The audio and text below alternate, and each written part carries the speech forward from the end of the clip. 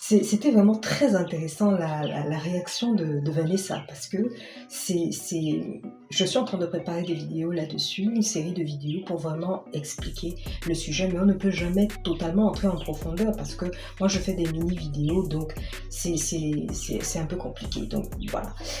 Mais c'était très pertinent parce qu'il y a énormément de choses dans le texte de Vanessa, dans le commentaire de Vanessa. Alors, un peu plus loin, Vanessa parle également des phases anagènes, cathagènes et télogènes.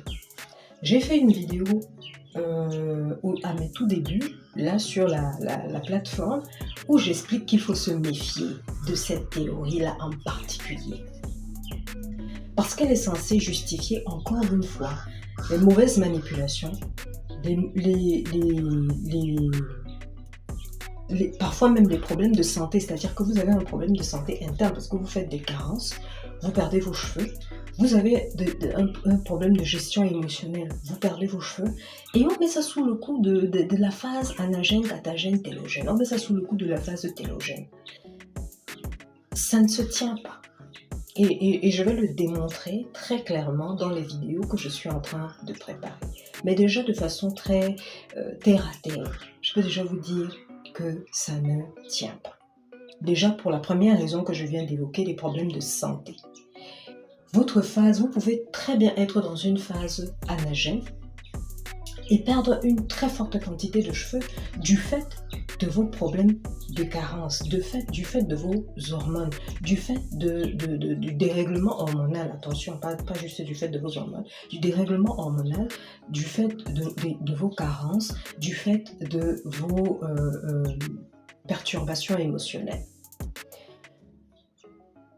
Donc, à ce moment-là, comment justifier qu'on a plus de cheveux morts, les cheveux morts qui sont justifiés par le fait qu'on est dans une phase télogène. Non, pas du tout. Ne faites pas cet amalgame, ne faites pas cette erreur. Ces différentes phases du cycle de pousse sont dangereuses lorsqu'on s'accroche sur cette théorie dite scientifique. J'ouvre bien les guillemets. L'autre argument est donc celui auquel je voulais en venir très, très rapidement. J'ai récemment, la dernière vidéo que j'ai réalisée où je parle de la mode de cheveux que je perds à la suite donc de mes mini-braids que j'ai gardées beaucoup plus longtemps qu'il ne faudrait.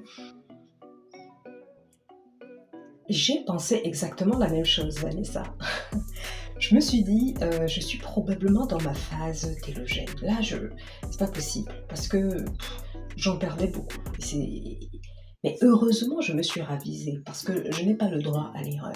Ça, il faut se dire la vérité. Moi, j'ai pas le droit à l'erreur parce que je ne suis pas juste une naturelle qui porte son cheveu naturel, non. Je suis une professionnelle du métier, donc j'ai pas droit à l'erreur. Quand je constate quelque chose, je peux pas mettre ça au lendemain, je dois gérer ça tout de suite. Donc j'ai géré ça tout de suite. Et qu'est-ce que j'ai fait la semaine qui suivait?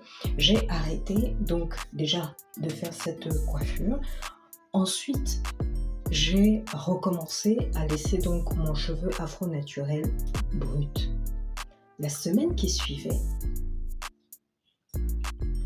je pense, j'ai fait les vidéos, bon, je ne les ai probablement pas publiées, je pense que si. Je crois qu'il doit y avoir 2 vidéos sur ma séance, ma méthodologie de démelage. Oui, ma méthodologie de démelage MAC. Et je me retrouve avec une toute petite quantité de cheveux perdus. Si jamais on perdait réellement, déjà au départ c'était 100 cheveux par jour, désormais j'ai lu là dans le commentaire, on est déjà à 85, 80, ça va diminuer progressivement comme ça. Donc voilà ce que je souhaitais développer assez rapidement parce que je vais rentrer dans les détails dans les vidéos avec des preuves claires, avec des éléments clairs, voilà, pour complètement déconstruire ce mythe de la quantité de cheveux perdus.